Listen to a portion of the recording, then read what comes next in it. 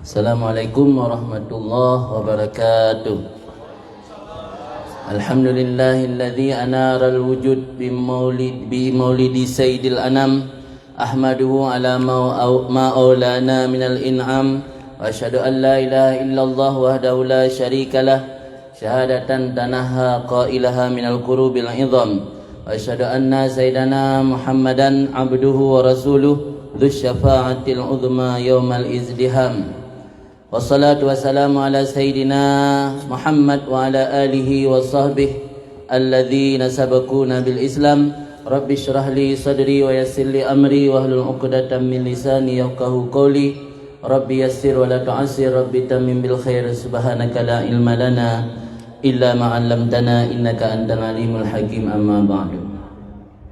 Yang long hormati pimpinan dayah Futuhul Ma'arif Furu' Rabi' Abia Musrizal, dan juga kepada seluruh guru-guru yang berhadir, dan tak lupa pula kepada Bapak Gesi, Tunku Imam Kampung, dan seluruh perangkat desa, dan juga kepada Bapak Muspika atau yang mewakili hadirin dan hadirat semua dalam rahmat Allah dan ridhanya insyaAllah, amin. Pada hari yang berbahagia ini kita datang ke sini tak lain karena ingin memperingati Maulid. Maulid adalah hari kelahiran baginda Nabi. Walaupun kelahiran beliau di bulan Rabiul Awal, tapi sudah menjadi tradisi masyarakat kita memperingati Maulid sampai 4 bulan berturut-turut. Memperingati Maulid adalah sebagai bentuk rasa cinta kita kepada baginda Nabi. Yang ini merupakan satu perintah dalam Al-Quran. Dalam surat Yunus ayat 58 Allah berfirman, Bismillahirrahmanirrahim, Qul bifadlillahi wa birahmatihi fabidzalika falyafrahu. Katakan olehmu wahai Muhammad, bifadlillah wa birahmatihi, dengan karunia Allah dan rahmat Allah, fabidzalika falyafrahu, maka dengan demikian mereka merasa gembira. Allah mengajak kita dalam ayat tersebut untuk bergembira karena fadlillah dan rahmat. Apa maksud daripada fadlillah dan rahmat? Ibnu Abbas menafsirkan makna daripada fadlillah adalah ilmu. Adapun maksud daripada rahmat Allah adalah kelahiran baginda Nabi Muhammad sallallahu alaihi wasallam. Allah mengajak kita bergembira karena dua faktor. Pertama karena ilmu, yang kedua karena kelahiran Nabi Muhammad, bukan karena faktor yang lain. Kemudian apa kaitan antara ilmu dengan baginda Nabi, yang kemudian ilmu menjadi bahagian daripada warisan Nabi? Ilmu dan kelahiran Nabi ini dua hal yang paling penting. Yang pertama, Nabi menjadi rahmat untuk sekalian alam, sebagaimana disebut dalam hadis yang lain, ana rahmatun muhdatun, aku ini adalah rahmat yang dihadiahi Allah.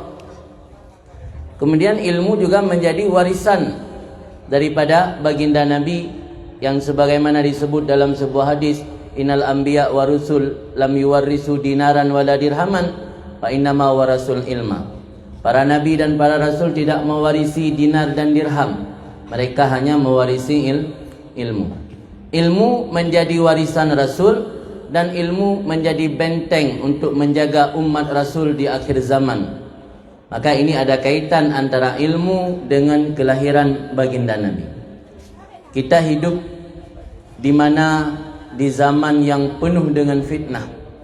Kita bukan hidup di zaman Rasulullah, kita bukan hidup di zaman para sahabat, tetapi kita hidup pada satu zaman di mana banyak terjadi fitnah, yang mana untuk membentengi kita daripada fitnah tersebut tak lain adalah ilmu yang menjadi warisan daripada Rasulullah sallallahu alaihi wasallam.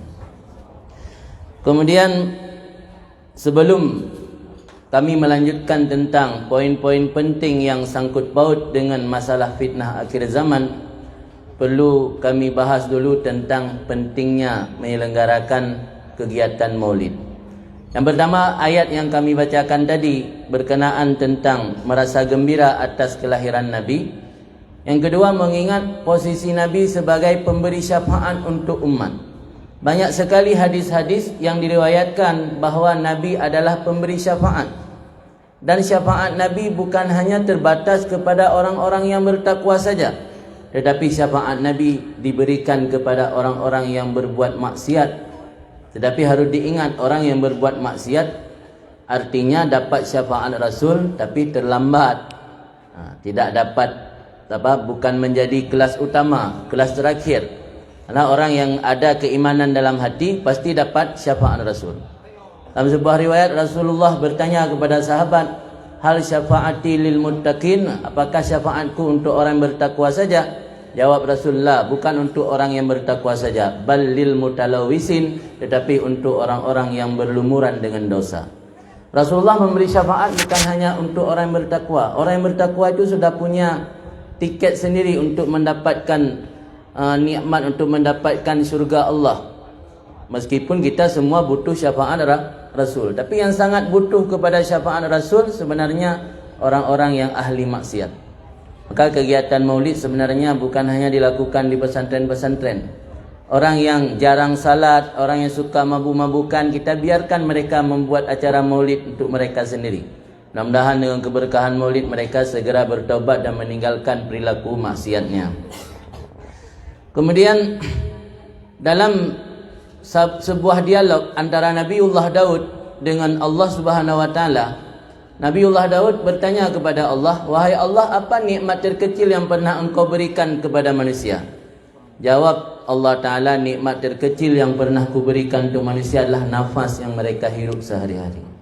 Nafas, oksigen yang kita hirup sehari-hari, ini adalah nikmat terkecil yang Allah berikan untuk umat manusia. Padahal kita sangat membutuhkan nafas tersebut untuk keberlangsungan hidup. Di saat kondisi pandemi seperti baru-baru kemarin ini, banyak orang sibuk mencari tabung oksigen hanya untuk keberlangsungan hidup. Karena takut mati, karena takut kehilangan nafas. Padahal itu semua adalah nikmat terkecil yang Allah berikan. Kemudian Nabiullah Daud menanyakan kepada Allah, apa nikmat terbesar yang pernah engkau berikan kepada umat manusia? Jawaban daripada Allah, nikmat terbesar adalah kelahiran Nabi Muhammad. Nabi Muhammad adalah nikmat terbesar yang Allah berikan kepada umat manusia. Saking besarnya nikmat Nabi Muhammad yang Allah berikan kepada manusia, sehingga umat yang hidup di akhir zaman, umat Nabi Muhammad adalah kuntum khaira ummatin ukhrijat linnas. Kita ini diberi satu kemuliaan oleh Allah karena Nabi Muhammad menjadi umat terbaik. Sampai sebatas mana umat Muhammad ini umat terbaik, sehingga disebutkan dalam kitab-kitab umat yang terlambat hidup di dunia, paling akhir hidup di dunia, tapi terawal masuk surga. Umat Muhammad, umat yang hidup terakhir di dunia menjelang kiamat, tapi ketika masuk surga terawal. Sehingga ada sebuah hadis, surga ini diharamkan kepada para nabi dan rasul sebelum aku memasukinya, kata Nabi Muhammad. Dan diharamkan kepada seluruh umat-umat sebelum umatku memasukinya. Artinya kita dapat kemuliaan karena Nabi Muhammad. Kita dapat keutamaan, malah lebih utama daripada umat-umat sebelumnya karena Nabi Muhammad. Kira-kira kalau mengingat jasa-jasa Nabi, wajar tidak kita tidak merasa gembira ketika mengingat hari-hari kelahiran beliau atau bulan-bulan kelahiran beliau? Maka kata sebahagian ulama, al-ihtifal bil maulid la yuhtad ila dalilin sahih bal ila qalbin sahih. Memperingati maulid itu tidak butuh dalil yang sahih, hanya butuh kepada hati yang sahih, hati yang waras. Orang yang punya hati yang waras, dia akan merasa senang mengingat sosok yang memberi syafaat, mengingat sosok yang kita mulia karena beliau. Dalam kehidupan dunia banyak kadang-kadang dalam masyarakat kita karena jasa seseorang meluluskan kita jadi PNS, kita kadang bertahun-tahun mengingat jasanya. Dia ada ulang tahun dia, kita bawa kado, bawa hadiah. Mengingat jasa-jasa pahlawan yang telah memerdekakan negara kita, negeri kita, kita setiap tahun memperingati hari kemerdekaan. Rasulullah yang menjadi orang yang memberi kemerdekaan kita secara hakiki daripada azab Allah dan neraka, kenapa kita tidak merasa gembira mengingat hari-hari kelahiran dan bulan-bulan kelahiran beliau? Maka memperingati maulid sebenarnya tidak perlu hadis yang sahih. Sebab orang yang menerima kebenaran itu tidak butuh banyak dalil. Talibul haq yakfihi dalilun wahidun. Orang yang mencari kebenaran itu cukup satu dalil. Wasahibul hawa la yakfihi alfu dalilin, kata ulama. Orang yang memperturut hawa nafsu tidak akan cukup walau beribu-ribu dalil.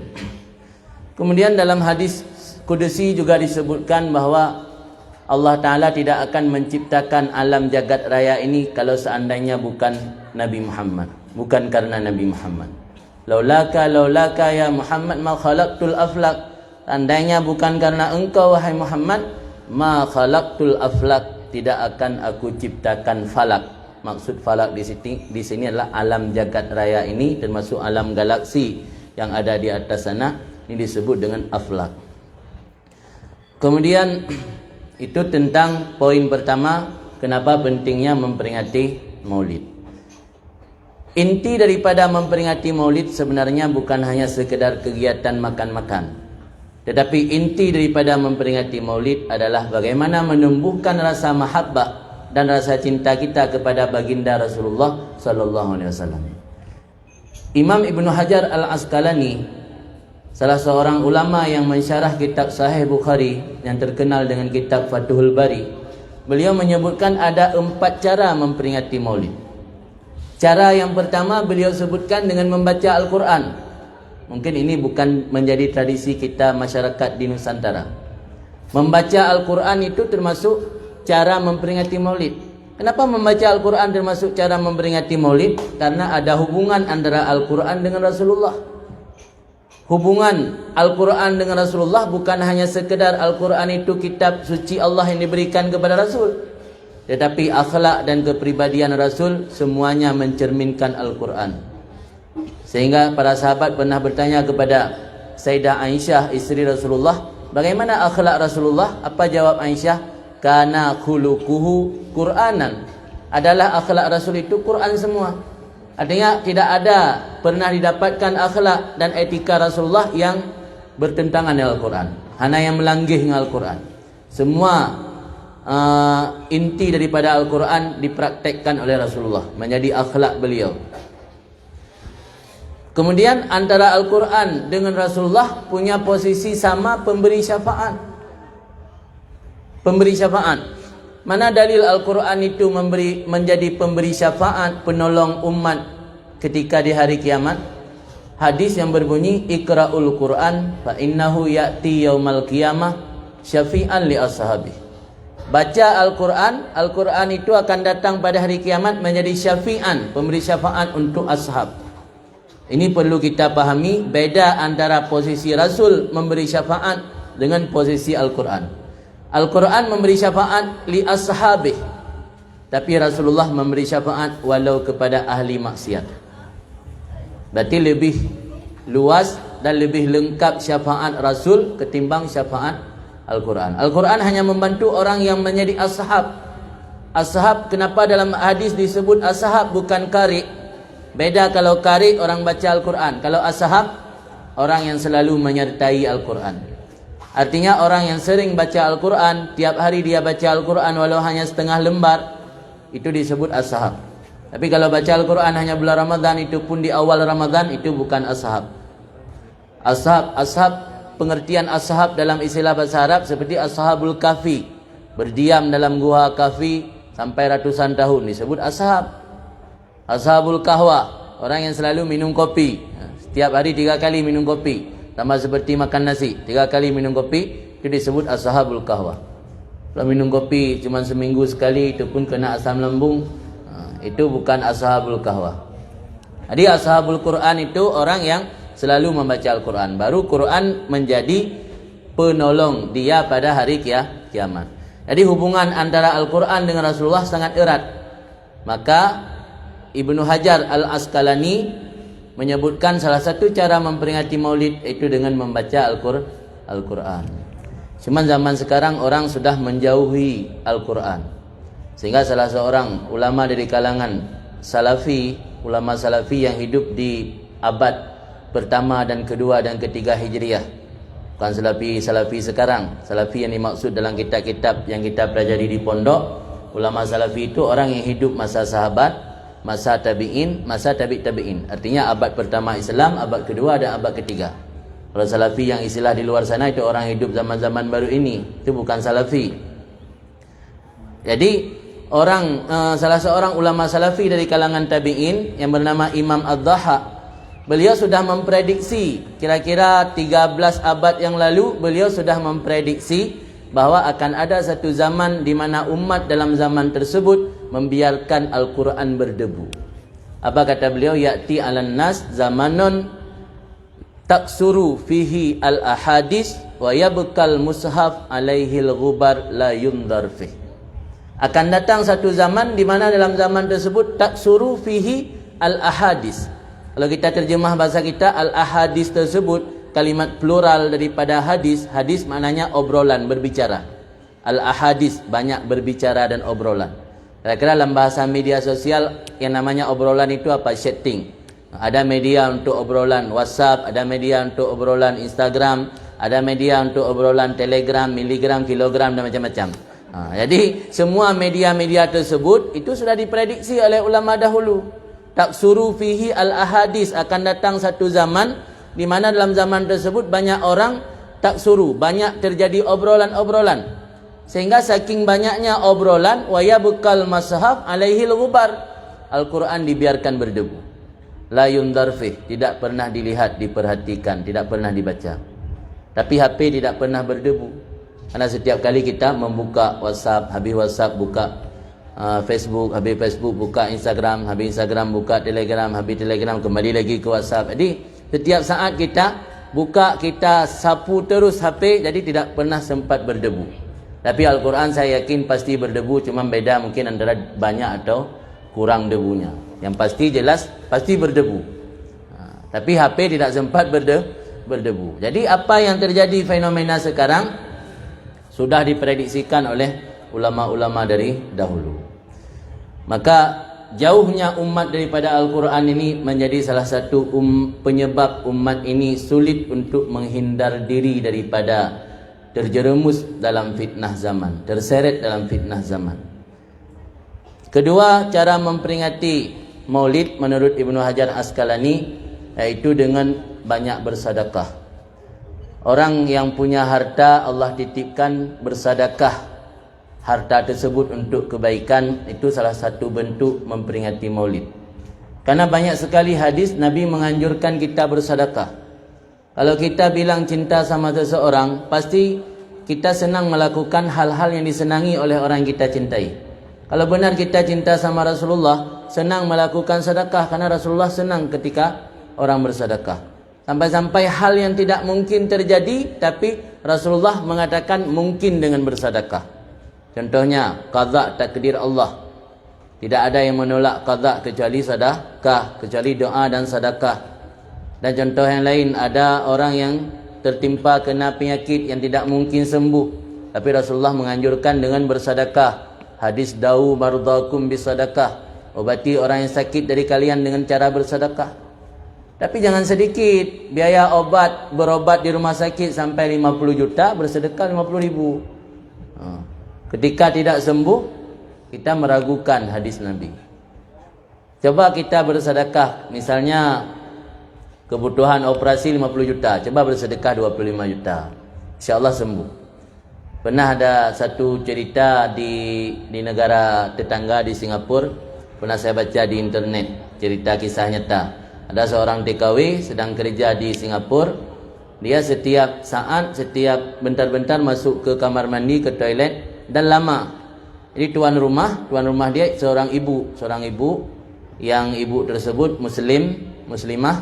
Dia sudah divonis kanker stadium 4. Orang kalau sudah divonis kanker stadium 4 biasanya itu tinggal menunggu hari. Jadi karena saking curiga kepada pembantu setiap saat masuk kamar mandi dan lama, jadi akhirnya si ibu majikan ini panggil TKW, tenaga kerja wanita Indonesia yang bekerja di sana. Ditanya, kenapa kamu lama-lama kali di kamar mandi? Dijawab sama perempuan yang kerja itu bahwa saya lama-lama di kamar mandi karena harus membuang ASI. Sebab saya ke sini karena baru 2 bulan menyusui. Bayi masih kecil di kampung, baru 2 bulan menyusui, dia terpaksa karena kebutuhan ekonomi bekerja di negara tetangga. Jadi karena saking ibanya majikan tadi, akhirnya si majikan ini kasih gaji untuk 2 tahun ke depan, suruh pulang pembantu tadi. Kamu pulang ke kampung, besarkan bayimu sampai selesai kamu susui bayi, baru kamu balik lagi. Ini sedekah saya sebagai gaji kamu kerja 2 tahun ke depan. Akhirnya selang beberapa hari, ketika datang lagi ke dokter, ibu majikan tadi ternyata divonis sama dokter bebas daripada kanker. Ini salah satu kisah yang membenarkan, membuktikan bahwa apa yang Rasulullah sabda itu adalah kebenaran. Tidak mungkin Rasul berbohong. Cuma kadang-kadang kita kurang keyakinan saat berbuat, dan sedekah pun tanggung. Sedekah 50 ribu pulih penyakit yang dirutui 50 juta dia dah ubat. Operasi bypass jantung sekarang 150 juta paling kurang. Sedekah 50 ribu. Mana mungkin? Mana mungkin pulih dengan penyakit dengan sedekah 50 ribu. Kemudian yang ketiga, Ibnu Hajar Asqalani menyebutkan cara yang ketiga memperingati Maulid dengan memperbanyak kasih makan. Ini yang dipraktekkan oleh masyarakat kita. Memperbanyak kasih makan. Maka di mana-mana Maulid itu makan. Fi kulli makan. Setiap tempat itu makan. Ada kami pernah kadang-kadang diundang Maulid 1 hari sampai 7 kali makan. Makanya kenapa Ustaz di Aceh itu banyak yang gemuk. Karena banyak kali makan, diundang ke mana-mana. Orang pun kalau kita enggak mau makan rasanya kurang apa namanya? Kurang kita menghargai undangan orang. Padahal seharusnya misalnya kita mau undang ustaz atau tungku, kalau tungku tersebut sudah datang ke Maulid tadi pagi, datang ke kita kasih makanan ringan. Tapi yang namanya orang Aceh ini luar biasa dalam menjamu tamu, sehingga kurang puas kalau tidak memberi makan. Kemarin ada penelitian di Banda Aceh, kata dokter dari Banda Aceh, selama bulan Maulid yang paling banyak kena stroke itu dari kalangan tengku. Karena yang dapat undangan tamu sebagai tamu VIP rata-rata itu tengku di undangan Maulid. Maka ini juga harus menjadi perhatian kita ke depan. Mungkin kita robah cara memperingati Maulid itu, jangan hanya dengan sekedar makan, coba kita ajak baca Al-Quran. Jadi jangan hanya bulan Ramadan kita program baca Al-Quran, di bulan Maulid juga program baca Al-Quran paling tidak 1 kali khatam dalam rangka untuk memperingati Maulid.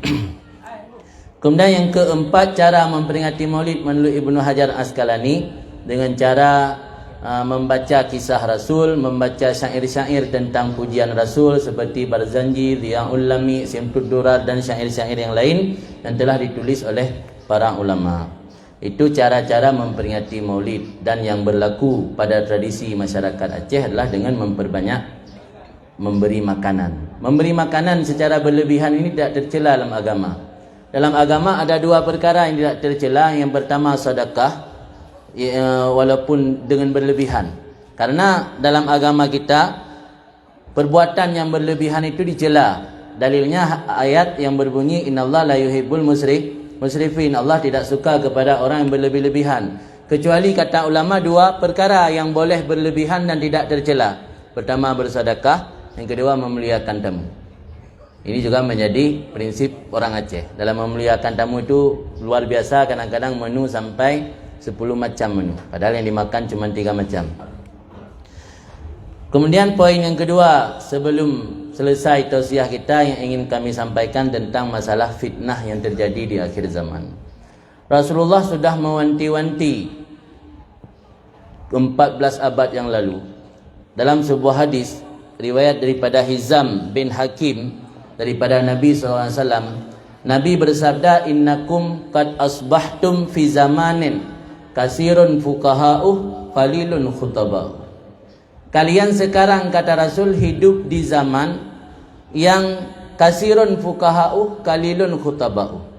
Banyak orang yang mengerti agama, qalilun khutaba, sedikit khatib. Khutaba kalimat plural daripada khatib. Mana khatib? Orang yang berkhutbah, orang yang berpidato, orang yang berceramah. Jadi masa Rasulullah lebih banyak orang paham agama ketimbang yang ahli pidato. Wa kasirun mu'tuh qalilun su'aluh. Banyak orang yang memberi tetapi sedikit orang yang meminta. Saking dermawan para sahabat dan orang yang hidup masa Rasulullah, banyak yang ingin memberi tapi yang meminta sedikit. Al-amal fihi khairun minal ilmi, kata Rasulullah. Zaman sekarang, masa masih hidup Rasul, beramal pada zaman tersebut lebih baik daripada ilmu. Maka tidak aneh ketika kita membaca kitab Ihya atau kitab-kitab tasawuf lain, banyak disebutkan para wali-wali Allah itu yang hidup di era abad pertama, kedua dan ketiga. Karena pada masa itu orang lebih banyak fokus kepada beramal. Karena memang banyak ahli ilmu ketika itu. Jadi ketika banyak ahli ilmu, orang lebih fokus kepada beramal.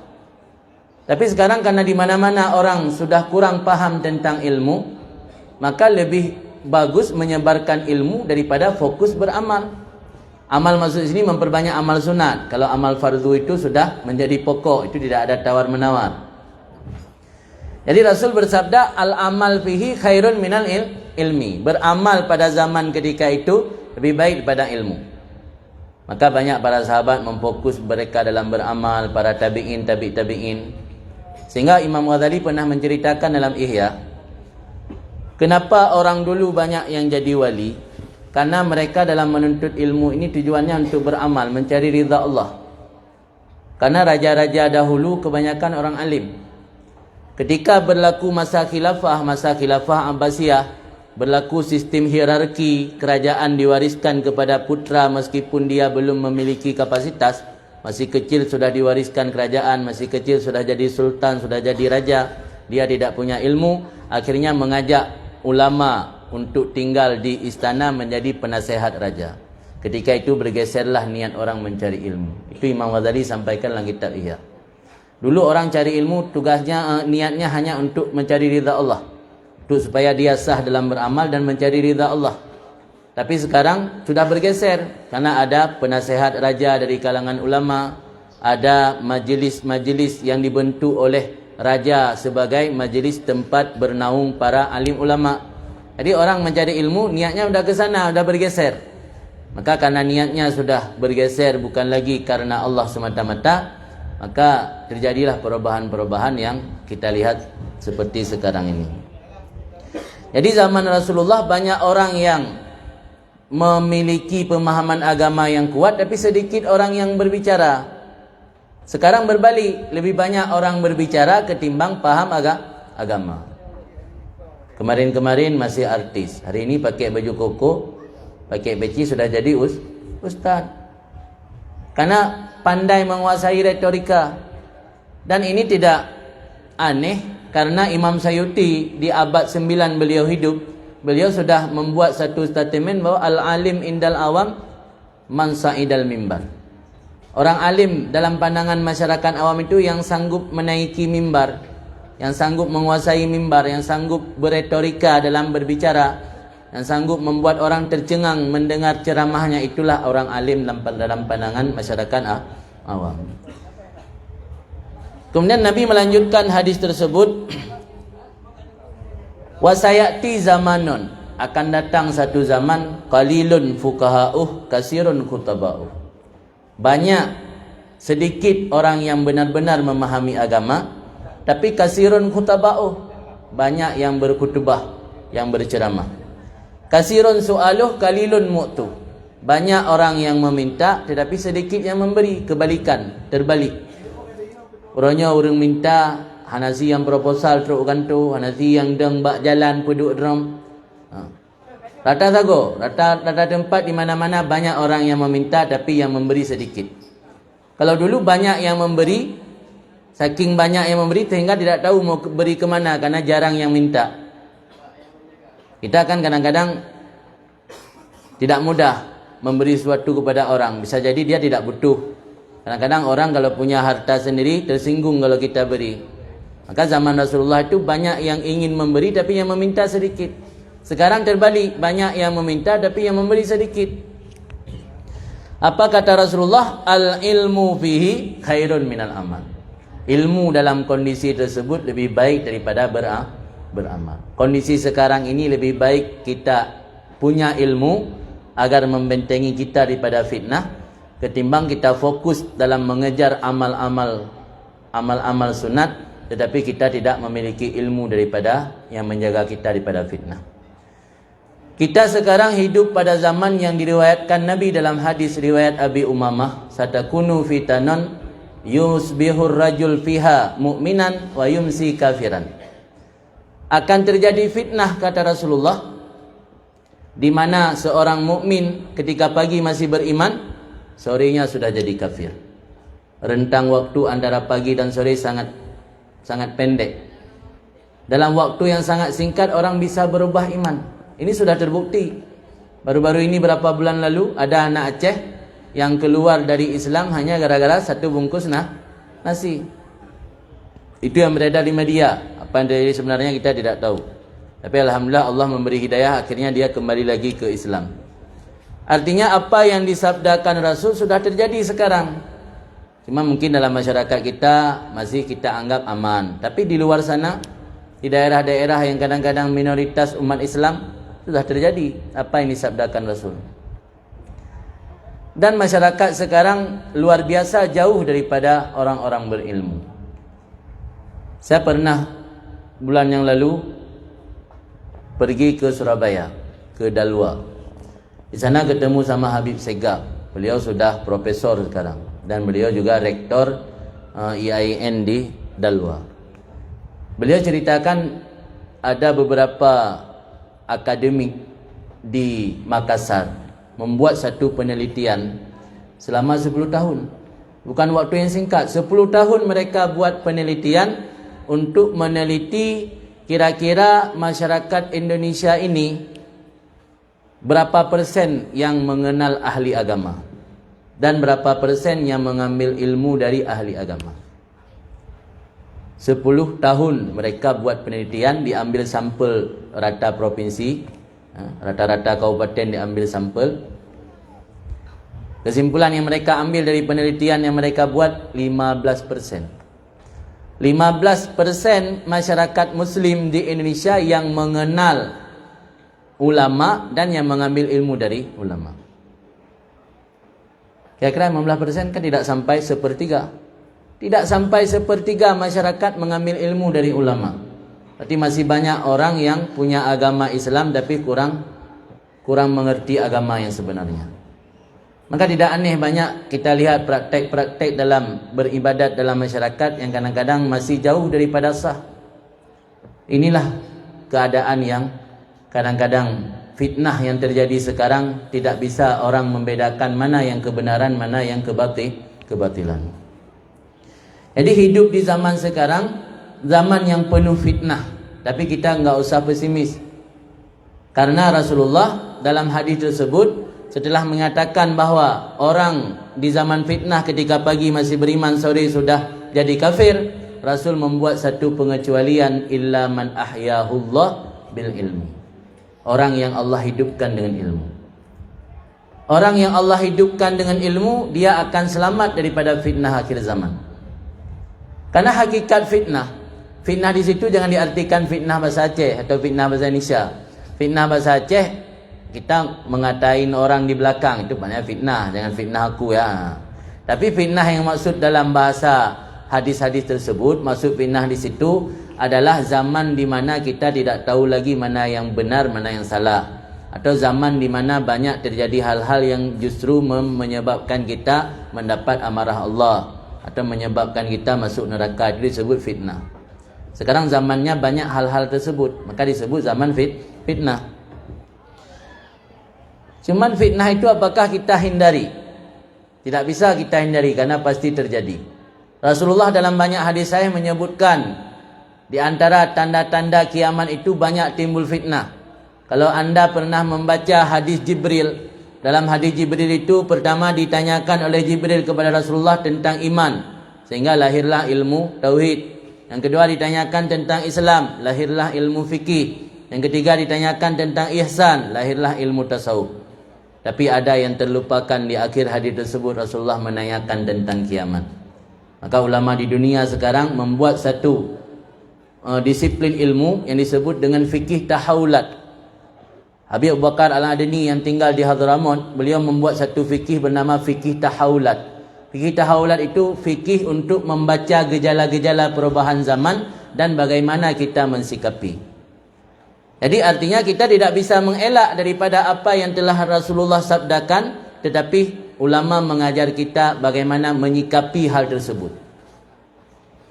Banyak mungkin hadis-hadis yang disebutkan, misalnya akan terjadi tahun-tahun yang penuh dengan penipuan, akan terjadi tahun-tahun di mana kadang-kadang penegak hukum ketika pagi dalam keadaan amarah Allah, sore pun dalam keadaan masih mendapat amarah Allah karena telah keluar daripada rel agama. Itu banyak sekali disebut dalam hadis-hadis yang sekarang kita melihat hal-hal tersebut terjadi di depan mata. Tetapi kita tidak bisa mengelak daripada hal tersebut, cuman untuk mensikapi hal tersebut agar kita tidak terseret dalam fitnah, itulah butuh kepada ilmu. Salah seorang sahabat Rasulullah yang bernama Huzaifah, beliau mengatakan al-fitnatu la tadhurruka ma'arafta dinaka. Fitnah itu tidak membahayakan kamu ma'arafta dinaka, selama kamu mengenal agamamu. Fa idza istabaha 'alaikal haq wal batil, apabila terjadi kekaburan di atas kamu mana yang hak mana yang batil, fala tadri ayyahuma tattabi, kamu tidak tahu mana yang harus kamu ikuti, fatilkal fitnah, itulah fitnah yang sebenarnya. Jadi fitnah itu ketika kita tidak mampu lagi membeda mana yang hak mana yang batil. Sebab zaman sekarang kadang-kadang orang yang menyampaikan kebatilan itu berpakaian sebagaimana orang yang menyampaikan hak. Orang pakai baju koko, pakai peci, tapi dia menyampaikan kebatilan. Kadang-kadang kita tidak tahu lagi mana ini yang harus diikuti. Karena kalau kita melihat kulitnya, melihat gayanya, melihat dari luar, kadang-kadang lebih pantas kita ikuti orang yang membawa kebatilan. Karena kita tidak tahu apa yang dia bawa itu kebatilan atau kebenaran, sehingga kita terpengaruh karena penampilan seseorang. Maka Imam Ghazali membuat satu barometer yang itu sangat terkenal di kalangan orang yang pernah ngaji kitab beliau. Apa beliau sebutkan? A'rifil haq, i'rifil haq, ta'rif ahlah. Kamu kenali dulu mana yang benar. Ta'rif ahlah, sehingga kamu baru mengenal siapa orang yang benar. La ta'rifil haqqa birrijal, jangan kamu kenali kebenaran itu karena ketokohan seseorang, karena fanatik kamu kepada seseorang sehingga kamu klaim itu benar, yang lain salah.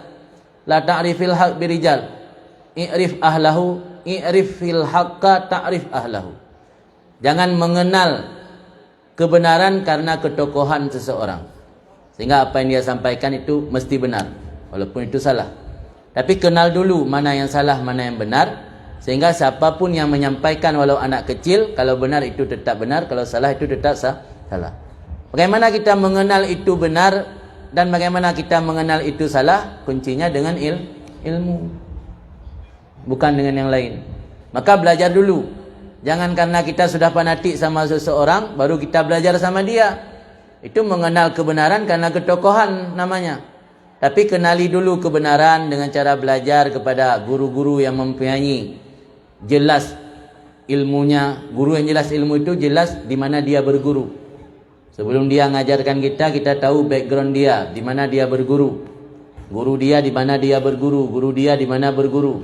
Itu disebut dalam istilah ilmu agama memiliki sanad. Sanad itu memiliki rantai. Zaman sekarang untuk kita terjaga daripada fitnah, cari guru yang memiliki sanad. Banyak sekarang ustaz dan guru-guru tahu kita di mana dia belajar sebelum jadi ustaz. Gurunya di mana dia belajar. Kira-kira gurunya termasuk orang-orang yang memiliki kejelasan, memiliki ilmu yang jelas. Dari situ kita ambil ilmu, insya-Allah kita akan terjaga daripada fitnah akhir zaman. Jadi kenali mana yang hak, mana yang batil, sehingga kita tahu mana yang hak dan mana yang batil. InsyaAllah kita akan terpelihara, tidak terjerumus dalam fitnah yang terjadi di akhir zaman. Kemudian untuk masyarakat Aceh, saya selalu mengingatkan bahawa untuk masyarakat Aceh, membiarkan diri dalam kebodohan inilah dosa besar.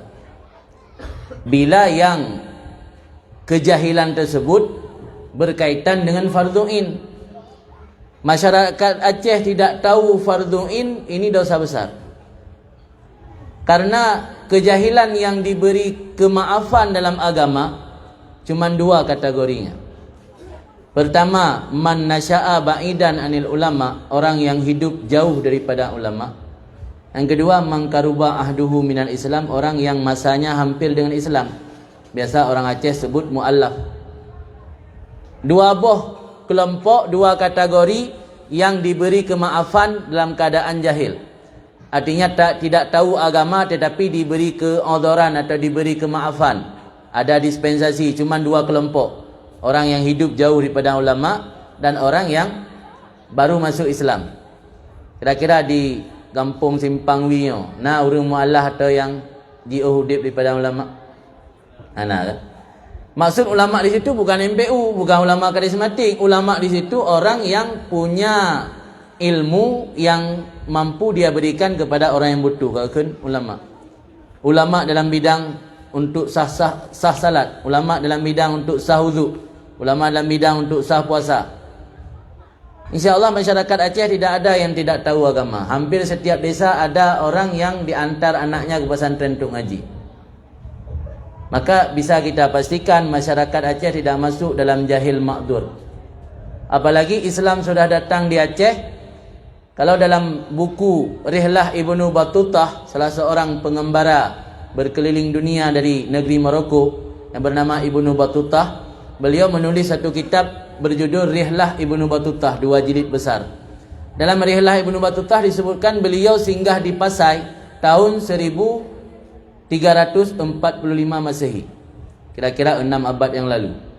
1345 Masehi, 1345. 1345 Masehi dia singgah di Pasai.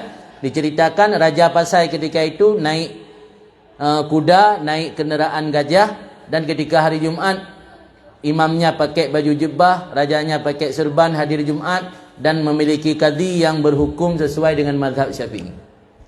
Artinya 6 abad yang lalu sudah ada Islam di Aceh. 6 abad yang lalu kita sudah bermazhab Syafi'i. Jadi hanya alasan jahil makdzur, akan membiarkan diri dalam kebodohan, tidak akan mendapat keampunan. Mungkin kita terpengaruh dengan omongan sebahagian orang yang ada benarnya juga. Lebih baik orang jahil dapat dosa cuma 1, kalau orang alim dapat dosa 2. Orang jahil yang dapat dosa 1 itu jahil makdzur, jahil yang dimaafkan. Cuma 2 kategori. Tapi jahil yang tidak dimaafkan itu dapat 2 dosa juga. Dosa melakukan maksiat dan dosa membiarkan diri dalam kejahilan. Jadi jangan terpengaruh dengan orang jahil cuma dapat satu dosa, karena tidak termasuk kita dalam jahil yang disebutkan di situ. Kemudian tempat seperti ini, Dayah, ini adalah tempat untuk menjaga warisan Rasul. Mana warisan Rasul yang disebutkan tadi, yaitu ilmu. Ilmu adalah warisan Rasul. Dayah adalah tempat untuk menjaga warisan Rasul. Kemudian Dayah juga tempat untuk memanusiakan manusia. Pakal lumpegah tempat memanusiakan manusia hana berlebihan. Karena Imam Ghazali dalam kitab Ihya menyebutkan perbedaan antara manusia dengan makhluk Allah yang lain hanya pada ilmu. Kira-kira analoginya bagaimana? Analoginya kalau manusia ini mengandalkan kehebatan dalam membawa barang. Kita sanggup membawa barang, menanggung beban membawa barang kita kira-kira berapa berat. Paling hebat orang sanggup membawa beban 100 kilo, itu pun jarang. Kalau ada yang sanggup 100 kilo itu dah bisa ikut Olimpiade. Tapi rata-rata masyarakat kita sanggup membawa beban paling 50 kilo. Tapi ada makhluk Allah yang lain yang bernama unta. Unta itu sanggup membawa beban 500 kilo atau 1,5 ton, menempuh perjalanan 50 kilo per hari. Kita kalah dengan unta dari segi kesanggupan membawa beban. Kalau dari keberanian, kita kalah dengan yang namanya singa. Karena paling berani manusia pun dia akan punya pikiran, akan berpikir. Kita sebelum bunuh orang, kita akan ingat orang punya anak, kita juga punya anak. Yang mana kalau kita bunuh orang, anaknya jadi yatim. Kalau orang bunuh kita, anak kita jadi yatim. Berani-berani manusia dia masih berpikir, tapi berani binatang tidak pernah berpikir. Nyorimu nak tuli tiba-tiba kat oi pada bijah je. Ipa habis mendum. Kemudian mengandalkan dengan sifat banyak makan. Kita kalah dengan lembu. Ada makhluk Tuhan yang paling banyak makan, lembu. Lembu yang punya bobot 200 kilo butuh rumput 20 kilogram per hari. Manusia yang kira-kira 80 kilogram berat badan, kira-kira ada butuh nasi 8 kilo per hari. Ana kan? Hati dah umpun kata lu melemu. Kemudian Imam Ghazali juga membuat perbandingan kalau seandainya dari segi besar fisik kita terkalahkan dengan makhluk Allah yang bernama gajah. Tidak ada manusia yang fisiknya seperti gajah. Ona hul dalam filem lah kan. Hul na raya badan film dalam filem. Kemudian mengandalkan sampai Imam Ghazali sampai kepada mengandalkan dari segi jima. Maksud jima kawin. Dari kawin kita kalah dengan makhluk Allah yang bernama usfur. Usfur itu terjemahan bahasa kita burung pipit, atau kalau orang Aceh bilang tulu. Tulu atau burung pipit usia kawin 7 bulan. Manusia ada yang 7 bulan kawin, 7 tahun pun belum tentu. Belum tentu ada, tidak ada yang kawin 7 tahun, paling 17 atau 12 tahun, 13 tahun. Tidak ada yang kawin 7 tahun. Paling cepat kawin dalam sejarah orang Aceh dahulu umur 9 ataupun umur 10 tahun bagi wanita. Umur 7 tahun belum pernah kita dengar orang kawin 7 tahun. Jadi ra umpun talu ngalemo, ra mukawin talu ngan tulu, ra me barang talu ngonta, ra behe talu ngarimung, ra raya tubuh talu ngajah. Puji hayu manusia. Hayu manusia karena ilmu. Sampai Imam Ghazali melanjutkan pembahasan beliau, walidzalika khuliqa, karena ilmulah manusia diciptakan. Maka artinya tempat dayah seperti ini di samping tempat melestarikan warisan Rasul, juga menjadi tempat untuk memanusiakan manusia, untuk memperkenal pada manusia bahawa jati diri kamu adalah sebenarnya adalah ilmu. Ilmu adalah karakter asli manusia, bukan yang lain. Karena kalau yang lain kita jadikan karakter kita, kita akan terkalahkan dengan makhluk-makhluk Allah yang lain. Apa badung maaf? Hah? Yang belah. Kemudian sebelum saya akhiri, mungkin akan menyampaikan beberapa persoalan dari pertemuan kita pada hari ini. Pertama, kami ingin mengingatkan, cintai Rasul. Dengan memperingati Maulid ini kita bangun mahabbah kembali kepada Rasul, yang mana mahabbah tersebut tidak akan mampu kita bangun kepada Rasulullah tanpa dengan mengikuti apa yang telah Rasulullah wariskan. Artinya mahabbah seseorang kepada Rasulullah itu dibuktikan dengan mengikuti sunnah. Mungkin tanya tak pegah cinta tak ke Rasulullah, cinta ke Rasul teteh mulut saja, tapi hana pernah tak ikut sunnah Rasul. Indikator seseorang benar-benar cinta kepada Rasulullah dengan mengikuti sunnah. Dalam pepatah Arab ada pepatah yang berbunyi, al-muhib lima yuhib muti. Orang yang mencintai itu pasti mengikuti bagi orang yang dia cintai. Jadi seseorang benar-benar mencintai Rasulullah, ikuti Rasulullah. Cara mengikuti Rasulullah kan diikuti di belakang. Yang dah ikut urudip, tak jadi ikut. Kerana Rasulullah sudah lama wafat, makna mengikuti Rasul dengan mengikuti sunnah beliau. Gimana cara tak ikut sunnah Rasul? Menyo tanpa ada ilmu. Maka di sini lagi-lagi kita butuh pesantren, butuh majlis ilmu. Omong kosong seseorang mencintai Rasul tanpa mengikuti sunnah. Sunnah Rasul banyak sekali. Ada salah seorang ulama yang bernama Al-Habib Muhammad bin Alwi Al-Aidarus. Beliau menulis satu kitab kecil, Khamsumi'ah Sunnah Fis Salah ala Madhab Imam Syafi'i. 500 sunnah Rasul dalam salat. Dalam salat saja 500 sunnah. Belum di luar salat. Belum sunnah dalam berinteraksi dengan manusia, belum sunnah ketika masuk masjid, belum sunnah ketika makan, ketika mandi, ketika pakai pakaian, ketika dalam rumah. Banyak sekali sunnah-sunnah Rasul yang itu tidak akan kita ketahui tanpa adanya ilmu. Maka erat kaitan antara ilmu dengan Rasulullah. Sebab menjadi indikator seseorang cinta ke Rasul dengan mengamalkan sunnah. Tidak mungkin kita tahu sunnah kecuali dengan ilmu. Jadi artinya ilmu atau majlis ilmu atau dayah adalah tempat di mana kita untuk mengajak orang agar tahu cara-cara untuk membangun mahabbah kepada Rasulullah. Kemudian yang kedua, tanda seseorang itu benar-benar mahabbah kepada Rasulullah, yaitu dengan mencintai orang yang memiliki hubungan dengan Rasul, mencintai orang yang dicintai Rasul. Siapa saja orang yang dicintai Rasul? Pertama, sahabat dan keluarga Rasul dan juga orang beriman. Cinta kepada sahabat Rasul itu bentuk daripada cinta kita kepada Rasulullah.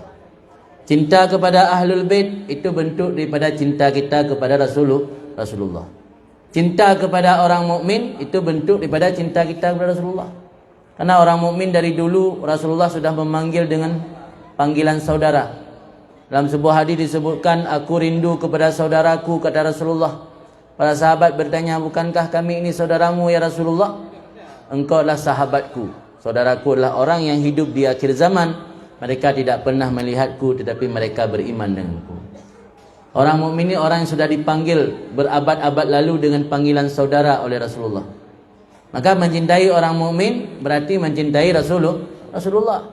Mencintai para Ahlul Bait juga mencintai Rasulullah. Kadang-kadang orang sekarang banyak mungkin kita lihat di beberapa tempat, karena pengaruh liberalisme, kadang-kadang mengajak kita untuk membenci orang Arab.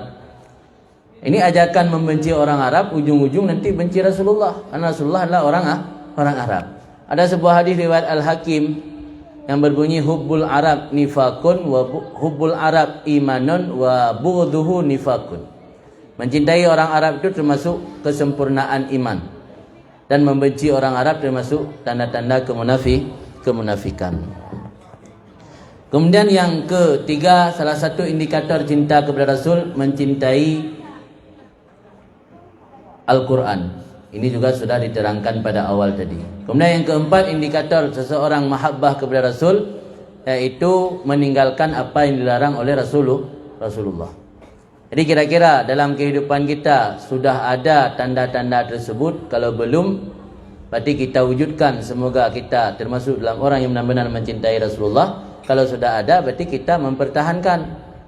Semoga kita menemukan ajal dalam keadaan memiliki mahabbah kepada Rasulullah, di mana mahabbah kepada Rasulullah yang sebenarnya akan mengantarkan kita dipertemukan dan disatukan dengan satu tempat di mana kita berada bersama Rasulullah. Al-mar'u ma'aman ahabba, atau dalam riwayat lain, anta ma'aman ahbabta. Engkau akan bertemu dan bersatu bersama orang-orang yang kamu cintai. Kemudian sebelum kita yang utama dalam sesi yang kedua, sesi tanya jawab, ada beberapa hal yang ingin kami ingatkan kembali. Pertama, kita pada akhir-akhir ini ditimpa banyak musibah, banyak hal-hal yang kadang-kadang merugikan, baik material ataupun hal-hal yang lain. Namun ketahuilah, para ulama mengingatkan, kalau ingin negeri ini aman, harus memiliki 4 perkara. Pertama, imamun adilun la yadlim. Imam yang adil yang tidak pernah berlaku zalim. Yang kedua, alimun ala sabilil huda. Orang berilmu yang selalu memberi petunjuk kepada masyarakat. Yang ketiga, masyayikh ya'muruna bil ma'ruf wa yanhauna 'anil munkar wa yahriduna ala talabil ilmi wal Quran. Para sepuh yang selalu mengajak kepada kebaikan dan mencegah perbuatan mungkar dan memberi motivasi untuk belajar ilmu dan Al-Quran. Yang ketiga, nisa'uhum masturatun la yatabarrujna tabarrujal jahiliyah. Perempuan-perempuan yang selalu menutupi aurat dan tidak mempertontonkan aurat mereka. Ketika satu negeri memiliki keempat-empat tersebut, maka ahluha ma'sumuna 'anil bala, maka penduduk negeri tersebut akan terhindar daripada bala. Buah perkara menyo pelai nanggro terhindar daripada bala. Ulang kata, pertama, orang pemerintah atau imam yang tidak berlaku zalim, adil, tidak berlaku zalim. Yang kedua, orang malim baik hana perumun ke masyarakat, selalu memberi petunjuk. Yang kedua, orang katuha baik hana mau perumun ke anak muda, hana gelarang buat salah, hana getam tepu, tapi selalu mengajak kepada kebaikan dan memberi motivasi untuk belajar ilmu. Dan yang keempat, orang inang benar jaga roh baik keper tonton aurat. Nyom nyopek boh perkaranya na dalam masyarakat, insya-Allah tanya terhindar daripada bala dan musibah. Bala yang gebeli Allah akhir-akhirnya termasuk banjir yang ban-bannya adalah bentuk ujian. Sebab dalam sebuah ayat Allah juga berfirman, ahasiban nas ayyutraku ayyakulu amanna. Apakah manusia mengira setelah mereka mengucapkan amanna, ayyutraku, mereka akan dibiarkan tanpa diuji? Wahum la yuftanun, mereka tidak akan difitnah atau diuji. Jadi Allah dalam surah Al-Ankabut ni tanya mbak tanya. Pu tanya tapi ke mio kalih takut kamu beriman ke Allah. Allah hana getes hana uji dia tanya. Allah tetap getes dan uji.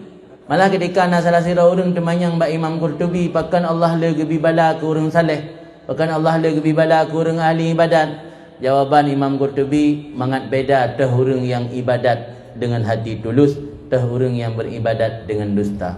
Orang yang beribadat dengan dusta ketika dapat nikmat yakin ibadat. Orang yang ibadat dengan hati tulus, dia akan menjaga tugas dia beribadat, tidak mahu tahu apakah Allah memberi nikmat atau memberi bala. Jadi supaya liyatabayyana bainas sadiq wal kazib, mengajelah teh yang orang tulus dalam beribadat, teh orang yang dusta, maka Allah uji tanya dengan cobaan-cobaan. Ketika datang cobaan, mana perbedaan cobaan tersebut, apakah hukuman Allah adapun ujian adapun untuk mengangkat derajat? Ada orang bertanya kepada Imam Junaid Al-Baghdadi, kaifa a'raful bala, hal huwa iqabun au kafaratun au irtikaun wa rif'atun? Ketika datang bala, bagaimana aku membedakan apakah itu hukuman Allah atau pelebur dosa, atau itu bahagian dari untuk meninggi derajat, meningkatkan derajat? Jawaban Imam Junaid, idza ghadabta fa huwa ghadabun wa suhtun minallah. Apabila kamu marah-marah ketika menghadapi bala, maka bala itu adalah iqab, hukuman daripada Allah.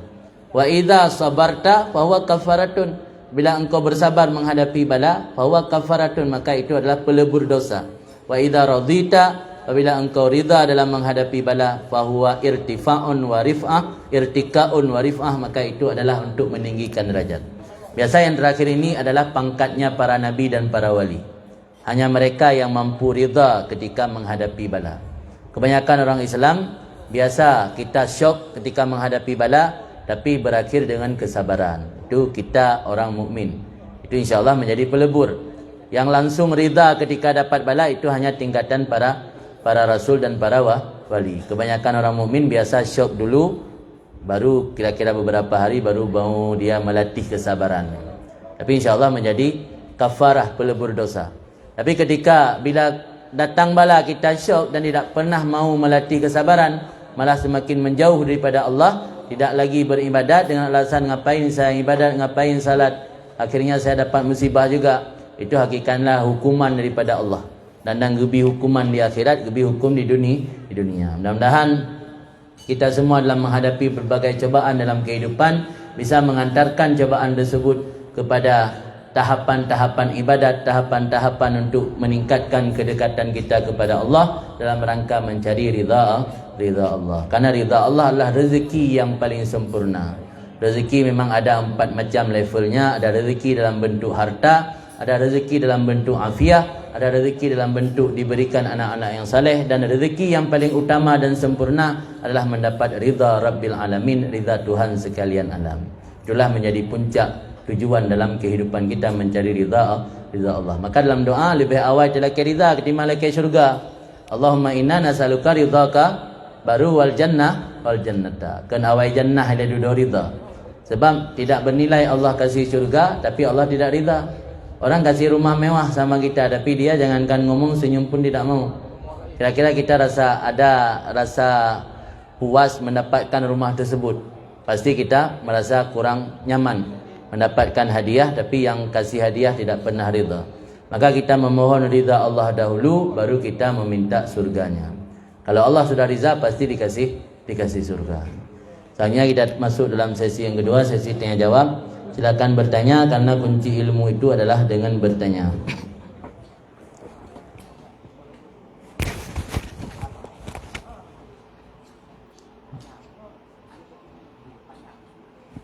Ya, saja.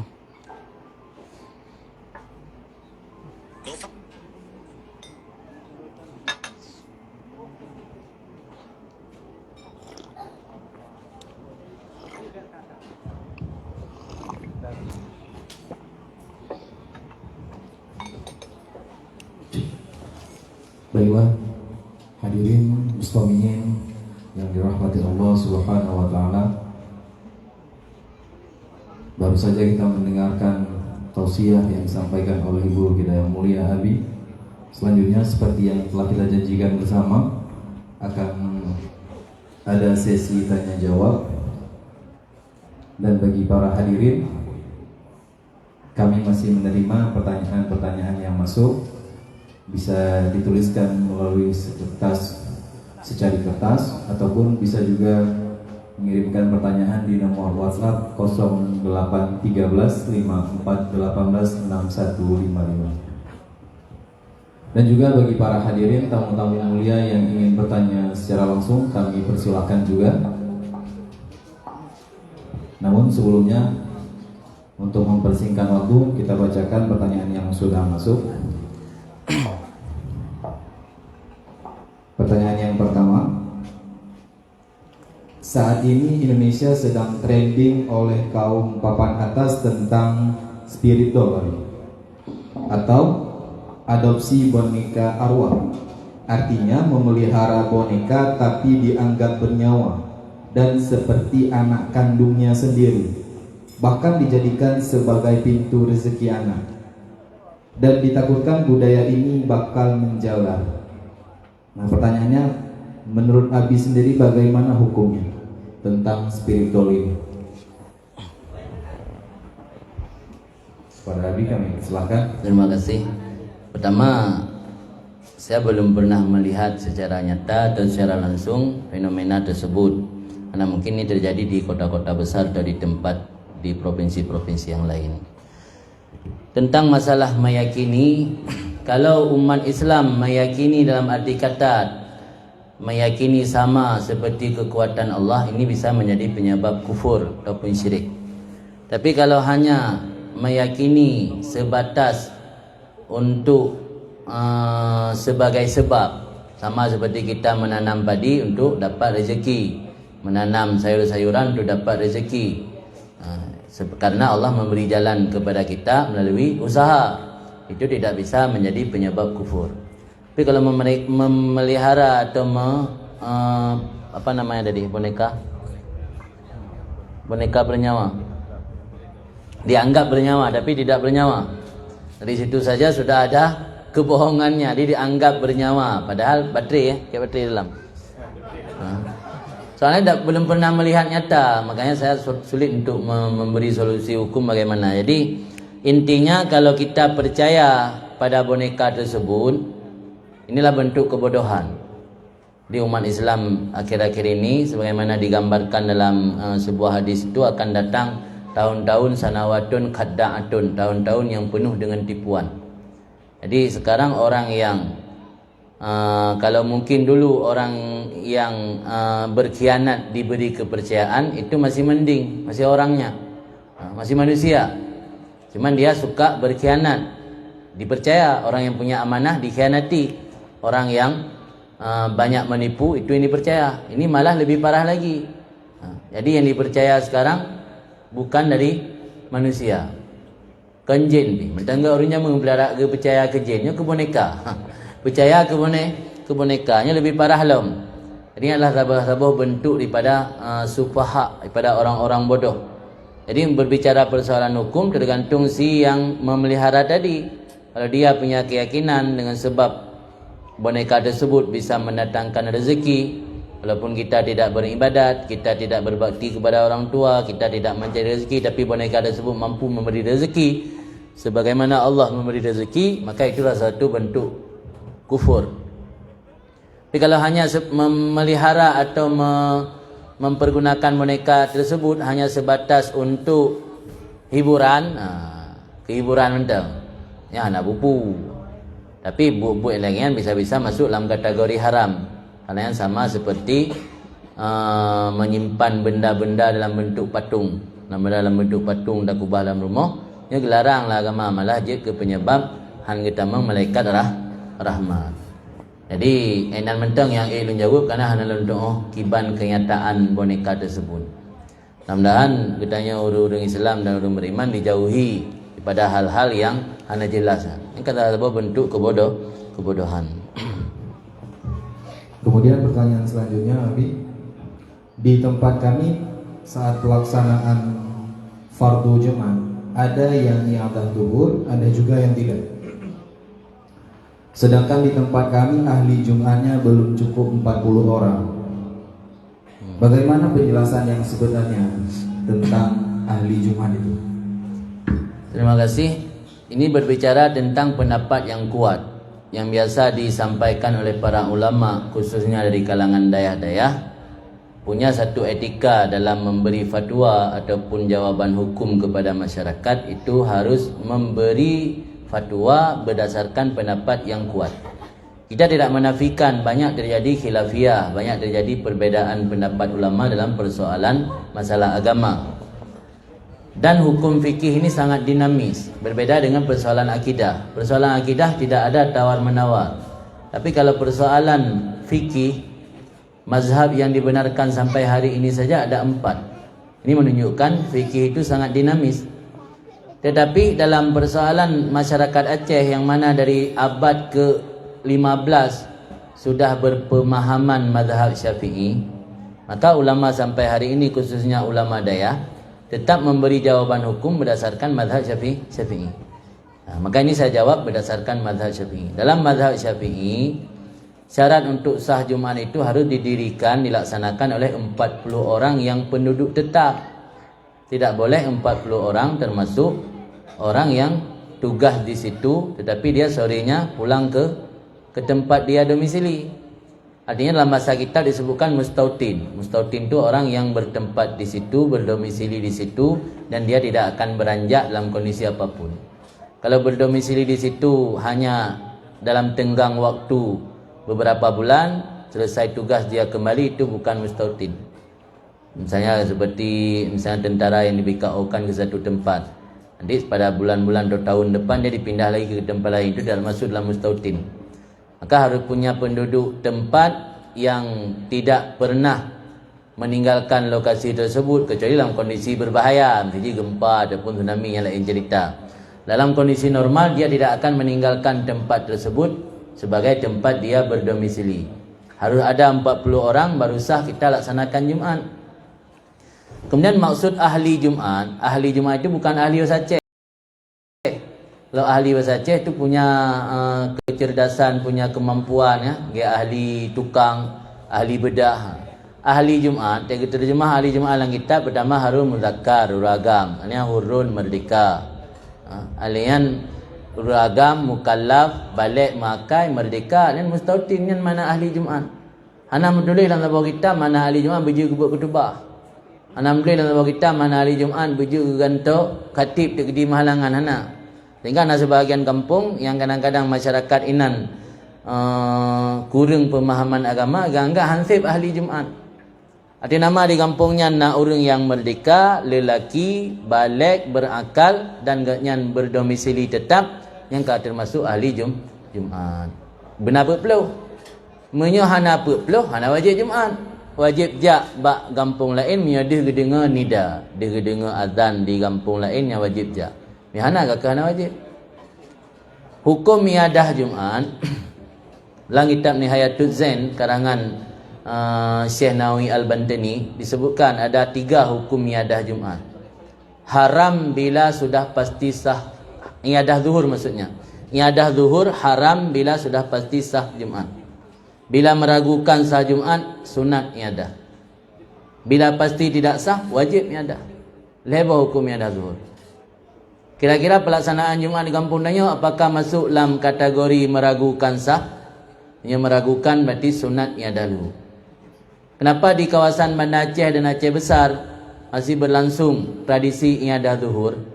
Karena dulu ketika masih hidup Abu Hasan Kurungkali, yang tinggal di Banda Aceh itu kebanyakan orang yang bukan penduduk tetap, kaum pendatang.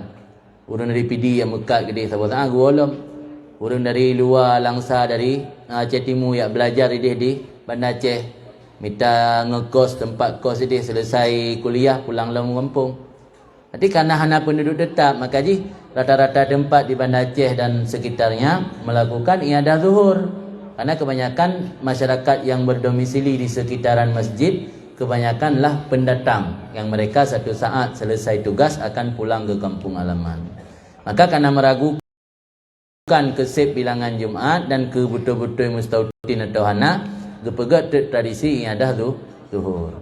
Tapi bila pada satu tempat sudah kita yakini lebih 40 orang dan mereka sering mengadakan majlis ilmu setiap hari Jumaat atau malam Jumaat, kamu pun lah bah-bah agama becut. Lu rasa nak berlele yang ada lehu. Cuman ada juga ulama yang berpandangan karena ada satu aturan dalam fikih, dua kampung yang berdempetan itu dihukumi sama seperti satu kampung. Sehingga bila dua kampung tersebut didirikan dua Jumaat yang berbeda, maka dianggap ta'adud Jumaat.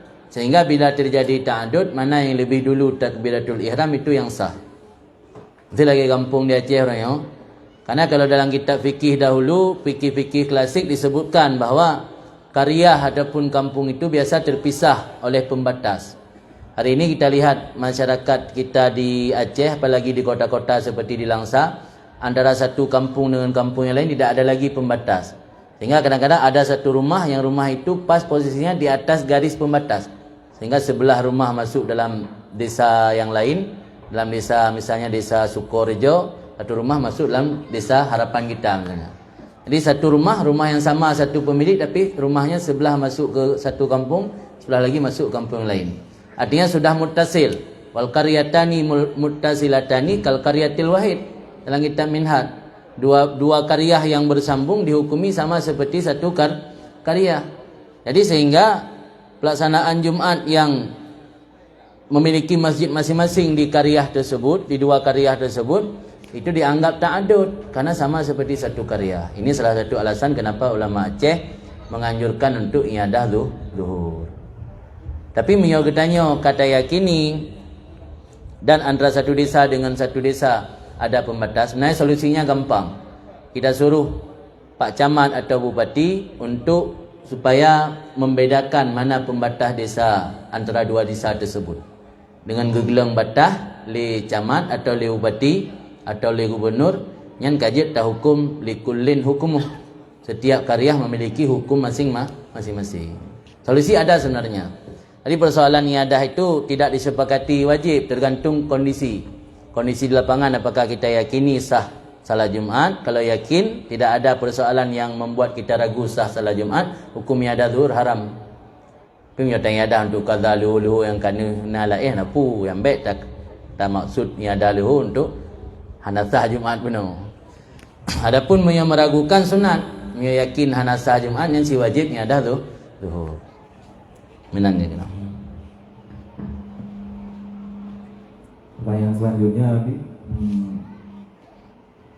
bagaimana pandangan agama tentang jual beli yang menggunakan sistem multi level marketing? Kemudian bagaimana hukum jual beli yang memakai sistem MLM tapi tidak memudaratkan orang yang ada dalam sistem itu? Multi level marketing, multi banyak level tingkatan marketing pemasaran. Di pemasaran yang memiliki tingkatan-tingkatan. Upland garis atu. Downland garis hiu. Jadi sistem multi marketingnya memang dalam Islam nya zaman hana. Nyata sistem baru-baru yang dipegat di urung barat. Ini berbicara sistem multi marketing. Ketika kita membeli satu produk, arti ada mabe, barang objek yang kita beli. Ada baik penjual, ada mustari orang yang membeli, ada saman sebagai pengganti dari barang yang kita beli. Ada lafaz atau ucapan yang menunjukkan kita rela barang kita berpindah tangan menjadi pemilik si pembeli, dan si pembeli berpindah tangan uang dia kepada si yang punya barang. Itulah hakikat daripada syarat-syarat jual beli dalam agama. Ketika itu ada pada satu transaksi, maka transaksi tersebut dianggap sah. Jadi nan barang kapu je tabo MLM, barang kapu je tabo nama, selama memiliki rukun-rukun satu akad yang sah, maka akad tersebut sah. Cuma yang jadi persoalan hari ini, kenapa juga ada sebahagian mengatakan bahawa MLM itu dilarang. Pertama, alasan kita memberi bonus kepada orang yang mengajak kita masuk MLM tersebut. Dasar apa kita kasih bonus? Kalau mungkin orang yang langsung mengajak kita diberi bonus, itu bisa jadi sebagai ji'alah. Tapi orang yang sebelum-sebelumnya, maksud tanya, ita mang urang uronyo, nyo urang yang limang lapis yang kawatih pergi menumpak hadiah. Menyolong pakat Tengku Ihsan, kelong menumpak bonus wajar. Kerana ada jasa saya kerana mengajak beliau dengan rayuan segala macam sehingga getim menumpak bonus kelong. Menumpak bonus keleh watih tu urang yang telong yang dasar pun mejuk. Kalau kita masukkan dalam ji'alah itu harus punya satu pekerjaan yang bisa kita nilai, baru boleh ji'alah. Menyohana hek yang jit tak nilai, tak hargai, hana sah ji'alah. Tengok buat contoh dalam kitab yang hana sah ji'alah, kita tanya yang maksudnya orang, pak alamat tunggu pulan. Kepegah ni jaju, intet terubah ujung na tekongan, newe unun, ni mentok rumah kanyan bak tago. Yang nahek pada pegahan. Yang nahek yang hana sah ji'alah. Yang kini dasar pakan sebahagian ulama menganggap sistem MLM yang takkan mentang bayar. Yang na ketidakjelasan ni na. Jadi punya transaksi jual beli ji mungkin yang akan memenuhi syarat untuk sah bank. Tapi yang jadi masalah bak sistem memberi reward ataupun poin ke urang-urang yang upland, yang jadi masalah. Jadi punya tambang lang MLM yang berarti punya sekedar untuk membeli produk, insya-Allah tanya hana ragu. Ada nama ada produk, baik bodong, hanya ada transaksi, selesai kasah MLM. Mamnya sistem tanya mesti bayar bi bonus ke urang yang hana menjan nyampe ada yang le di dasar pui bi bonus. Punya dikoh bak urang tambang dudo, nyan harim. Sebab kan kebiasaan MLM nya yang maju urang awai. Urang yang tamang dudo tukang tun. Karena yang ijuk bonus ke urang dudo, ijuk bak urang tamang pun. Gedengkuk kan. Itu kan yang haik ke minta urang di bawah kan. Kinan amruk. Jadi orang yang paling terakhir masuk biasa yang dirugikan, dizalimi. Jadi intinya apapun nama transaksi, bila dalam transaksi tersebut ada salah satu daripada 4 unsur, maka haram. 4 unsur pertama riba, yang kedua zulmun, menzalimi orang lain, yang ketiga ghasyun, tipuan, yang keempat ghararun, ketidakjelasan. Bila ada riba atau zulmun atau ghasyun atau ghararun, apapun namanya, walaupun pakai nama Islam, maksud transaksi bisnis madani atau bisnis syar'i, tapi dalam ada unsur zulmun, tetap hukumnya haram. Jadi kita jangan terjebak pada nama. Pakai nan unsur bisnis pun syar'i, bisnis nabawi, bisnis barang kapui tabuh nan menyo di dalam salah satu daripada 4 unsur, maka hukumnya haram. Ya hana insya-Allah aman.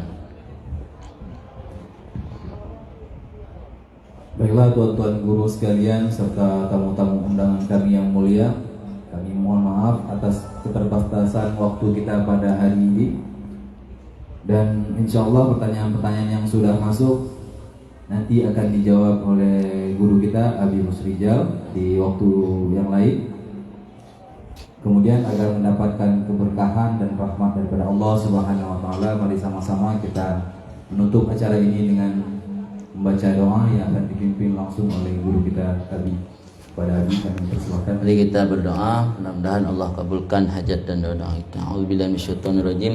Bismillahirrahmanirrahim. Alhamdulillahirabbil alamin hamdan yuwafi ni'amahu wa yukafi'u mazida. Ya Rabbana lakal hamdu kama yanbaghi li jalali wajhikal karimi wa 'azimi sultanik. Allahumma salli wa sallim ala sayidina Muhammad wa ala alihi wa sahbihi ajma'in. Allahumma inna nas'aluka ridhaka wal jannata wa na'udzubika min sakhatika wan nar. Allahumma ighfir lana dhunubana wa dhunuba walidina warhamhuma kama rabbawna shighara, wa li jaddina wa li jaddatina wa li ustadzina wa li muallimina wa liman lahu haqqun alaina wa liman ahsana wa habba ilaina wa li jami'il muslimina wal muslimat والمؤمنين والمؤمنات الأحياء منهم والأموات برحمتك يا أرحم الراحمين. اللهم لا تزغ قلوبنا بعد إذ هديتنا وهب لنا من لدنك رحمة إنك أنت الوهاب. اللهم حبب إلينا الإيمان وزينه في قلوبنا وكره إلينا الكفر والفسوق والعصيان واجعلنا من الراشدين. اللهم ثبتنا على الحق فيما نقول وثبتنا على الحق فيما نفعل وثبتنا على الحق فيما نعتقد إنك على كل شيء قدير. اللهم يا مقلب القلوب ثبت قلوبنا على دينك وعلى طاعتك. اللهم يا محول الأهوال حول أهوالنا إلى أحسن الحال. اللهم لا تدع لنا في مقامنا هذا ذنبا إلا غفرته ولا هما إلا فرجته ولا دينا إلا قضيته ولا عيبا إلا سترته ولا مريضا إلا شفيته ولا مسافرا إلا وصلته ولا عزوبا إلا زوجته ولا طفلا إلا ربيته ولا ولدا إلا أصلحته ولا حاجة من هوائج الدنيا والآخرة لنا فيها صلاح ولك فيها رضا إلا قضيتها ويسرتها برحمتك يا أرحم الراحمين. اللهم اجعل هذا المعهد مثبتا ونفعا للمسلمين ومنبعا للعلوم والحكم. اللهم اجعل هذا المعهد مثبتا ونفعا للمسلمين ومنبعا للعلوم والحكم. اللهم اجعلنا هذا المعهد مثبتا ونفعا للمسلمين ومنبعا للعلوم والحكم. اللهم يا غني يا حميد يا مبدئ يا معين يا رحيم يا ودود أغننا بحلالك عن حرامك وبطاعتك عن معصيتك وبفضلك عمن سواك. اللهم ربنا آتنا في الدنيا حسنة وفي الآخرة حسنة وقنا عذاب النار. صلى الله على سيدنا محمد وعلى آله وصحبه وسلم والحمد لله رب العالمين على هذه النية وكل النية الصالحة أجمعين. الفاتحة.